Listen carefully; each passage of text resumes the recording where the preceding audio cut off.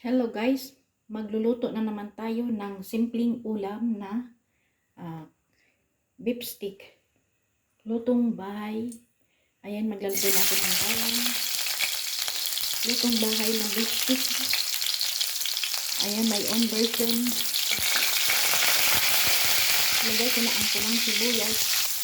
Pwede na natin ilagay ang ating marinated na baka na binabad na o minamarinate na nga. Nilalagay ko na sa ating binabad na ng overnight ang ating baka. Pinamarinate ko muna siya ng overnight sa ating ref. Kunting gisa-gisa lang muna tayo sa ating beef. Takpan muna natin siya, palambutin natin siya. Ayan, kumulo na ang sabaw niya. Haluin muna natin siya.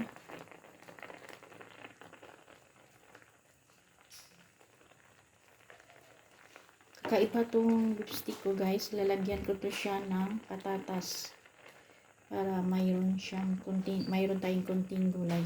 Medyo dumami ang sabaw pa. Tuyuin muna natin siya. Ayan na ang ating beef stick. Marami pa siyang sabaw. Sabay ko nalagay dyan guys ang patatas para lumambot din ang patatas. Yan ang kakaiba ng aking beef stick. May patatas para may gulay konti.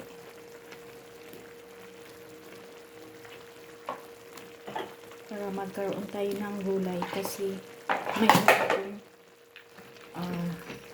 isang patatas. Kaya lagay na lang natin kaysa masira. Ayan, takpan na natin siya. Ayan, kumulo na siya. Wala akong beef cubes, kaya bitchin na lang ang aking pang-timpla. Kunting bitchin. Tsaka, kunting asin.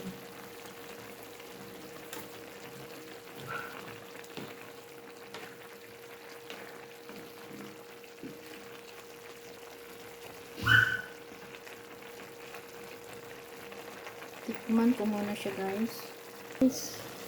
Ayan, medyo tuyo na ang kanyang sabaw. Haluin muna natin.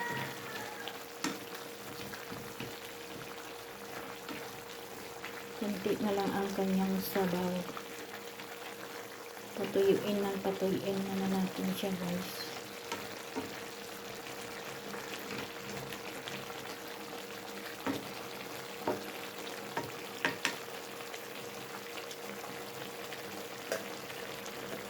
Yan, ilagay ko na ang sibuyas na puti. Yes, kunting pakulo na lang yan. Yan, natuyo-tuyo na ang sabaw. Luto na siya. Ayan guys, ang ating